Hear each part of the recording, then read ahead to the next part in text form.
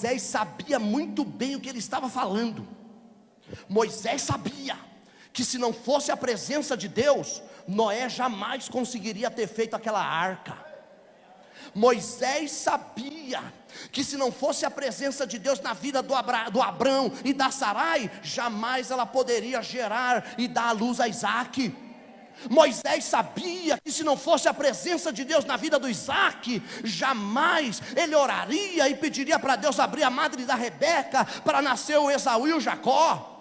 Moisés sabia que se o Jacó não tivesse assumido um compromisso na presença de Deus, jamais nasceria para ele 12 filhos, e das 12 filhos 12 tribos, e das 12 tribos a nação de Israel, e jamais teria nascido de Jacó um José. E ele sabia que se não fosse a presença de Deus na vida do José, o José tinha caído naquela cova e tinha ficado lá mesmo, e jamais seria governador.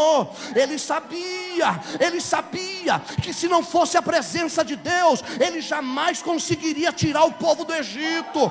Moisés sabia que se não fosse a presença de Deus, jamais Deus levantaria um Josué. E Josué sabia que se não fosse a presença de Deus, jamais o Jordão iria abrir. Se não fosse a presença de Deus, a muralha de Jericó não ia cair. Se não fosse a presença de Deus, o sol e a lua não iam parar para Israel vencer a guerra contra o rei dos amorreus. Se não fosse a presença de Deus, não viria Gideão para vencer com 300 um exército de 135 mil. Se não fosse a presença de Deus na vida de Sansão, Sansão não conseguiria matar 1000 homens apenas com uma queixada de jumento. Se não fosse a presença de Deus na vida de Ana, jamais teria nascido um Samuel. Se não fosse a presença de Deus na vida de Samuel, jamais ele teria escolhido Davi. Se não fosse a presença de Deus na vida de Davi, jamais ele teria derrubado Golias. Se Golias não tivesse caído,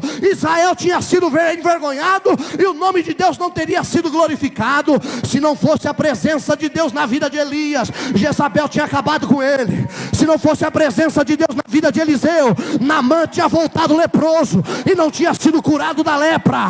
Se não fosse a presença de Deus, se não fosse a presença de Deus, eu e você não estaria aqui.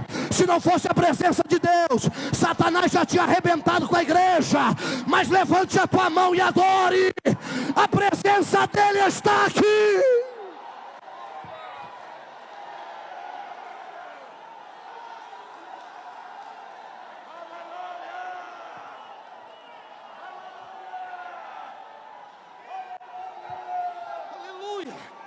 Pode até não ter caldeira almofadada, mas se tiver a presença de Deus, tá bom.